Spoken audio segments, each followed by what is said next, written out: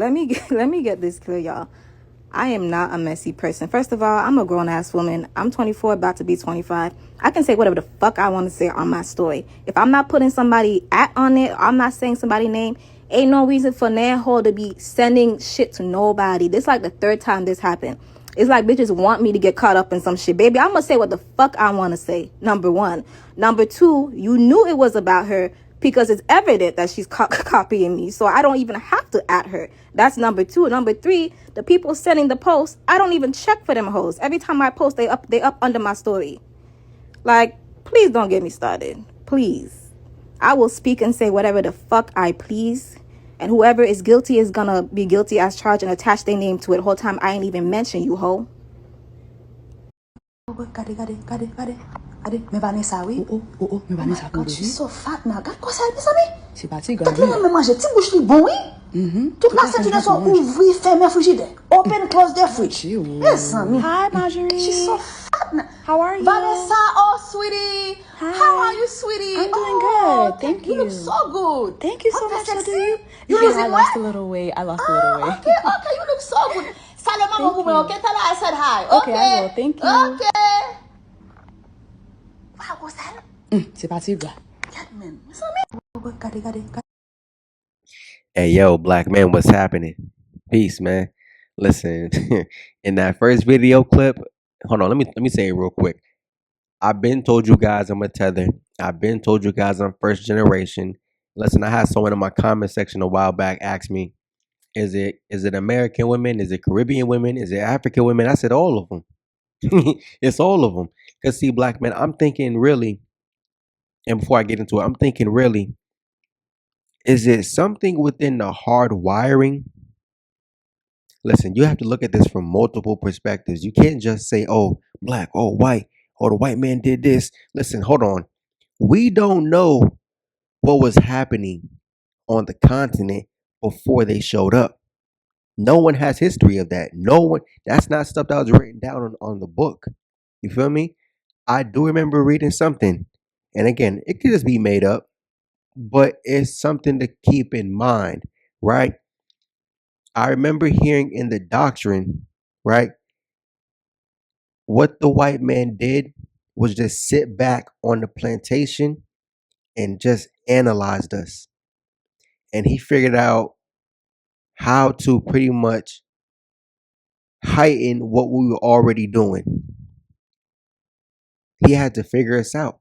Again, if you sit back, and I hate to make this comparison because that's not us, but if you sit back, right, when animals are captured and brought to the zoo, again, they study the animal way before even capturing the animal and bringing them to a, enclosed habitat. But when you watch the animal in their natural habitat and just watch how they behave, listen, you start to pick up on patterns. And one thing about creatures on this planet, we all have patterns, social dynamics, hierarchies.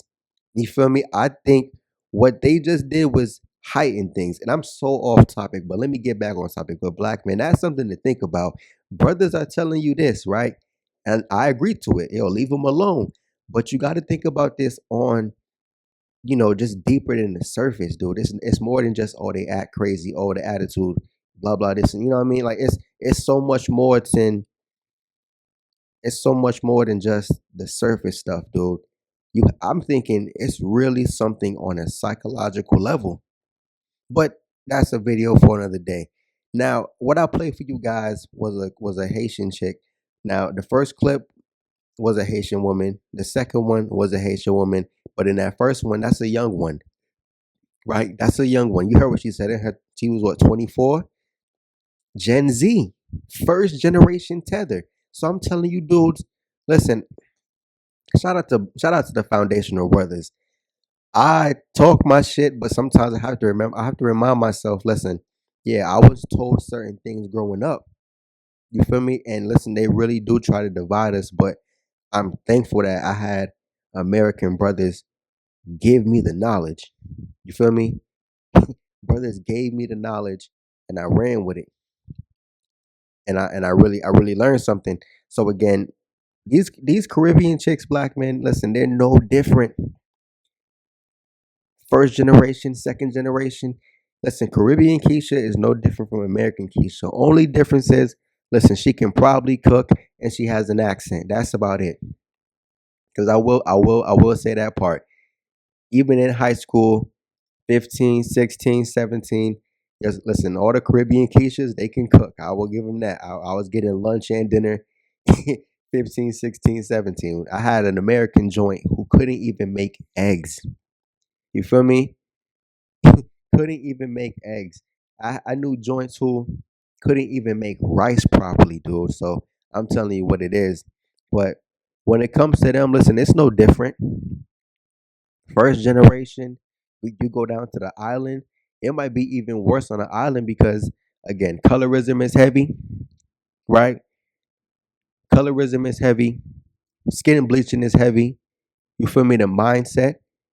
You know what's crazy is when you go down there, again, we all know that the well shit, all of them damn Europeans were over there, man. I mean, besides maybe the Portuguese, right? They went to one place specifically, but the Spaniards and the French and the British, man, they were all up in the Caribbean islands, messing around, tormenting people, man. So like I said, black man, I talk my shit, but I grew up in America. I didn't grow up in the Caribbean. You feel me? So I understand American history to a way better degree than what I understand Caribbean history. But I trust me, I know my stuff, and the same stuff was going on. You feel me? It's the same side effects, maybe to different degrees. You know what I'm saying? You might turn the dial one or two different ways. And again, you still get the same stuff. It was just laid out different, right? In those places down there, classism is real. But classism is attached to colorism. Whereas in America, it's just outright racism, right? Racism in the Caribbean is covered up by colorism. So that's all it is, black man. It's the same thing. We still dealing with the same thing, and that's why I want to make this content. Yeah, I talk about, listen, don't deal with none of them. You're gonna get the same thing. Listen, I remember this one Haitian chick, and yeah, that's the thing about it too. I don't know if you American brothers were told, yo, listen, don't date girls from this state, don't date girls from this city, don't date girls from this part of the country. But listen, we were told don't mess with the Haitian girls. And what's so funny is I knew this one Haitian shorty, expect yeah, I met her down there in Atlanta, bro, and I look back, yo, this was mind you, the colorism is so real. One of the light skinned ones, right? But I remember she got pregnant by this. I don't know what combination of Glocktavius Tyrone this dude was. He was dumb as a bag of rocks. God, I'm like, yo, the Haitian joint, she was pressure. And she went and got pregnant by this dude. And I remember at one point, she used to post him on the Instagram page a lot. And you would just hear this dude talk. You would hear this dude put together a sentence. I don't know what the hell I was looking at, but I'm like, damn, this is who you went and let you get pregnant. Mind you, the shorty was in university for she was in university for like nursing or something like that, and she was at the finishing point where she graduated. So I'm like, oh, listen, you put in all that work to go and get pregnant by this dude. I mean, listen, I was just pissed looking at that because I'm telling you, even with them, listen, Caribbean Keisha is no different from American Keisha. They are not picking smart, intelligent Caribbean men. They are not looking for Caribbean men who are doing his thing. They're not looking for Caribbean men who don't assimilate to American culture. That's the funny part. God forbid you want to be full blown West Indian. Do everything West Indian. Keep the patriarchal mindset like a West Indian dude. Listen, F no. Yo, you're done. They ain't going for that. Man, let me tell you, let me tell you how they really think, right? It's the same way. I know this Jamaican chick. Hold on. I got a couple stories. Hold on. I knew this Jamaican chick back in university, right? Mind you, dealing with an older guy. I'm talking about way older black men, way older. Shorty 19. Matter of fact, I know two shorties like that. Yo, all right, the first one, 19, dealing with a guy 29 years old. I'm like, yo, for what? For what? And then mind you, the 29-year-old dude, he a bum. Yo, she used to tell me about the dude. Dude, he got his spot broken into, didn't do anything. Got his spot broken into again, didn't do anything. Got his spot broken into a third time, didn't do anything. And the reason why I'm saying he didn't do anything because she told me he knew the dude. See, listen, one thing about them, when it comes to the stories they be telling about, especially them hood type of dudes, yo, they don't be lying about it, black man. You feel me? And mind you, she told me how the dude couldn't keep a job. He lost his spot. He was back with his grandmother, and she was still holding on tight. I'm like, damn.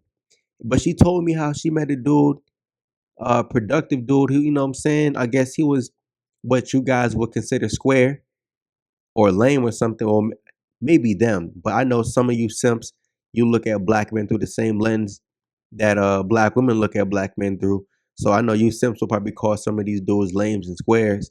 So even someone like myself, right? But yeah, man, they looking for thugs too. They looking for bums too.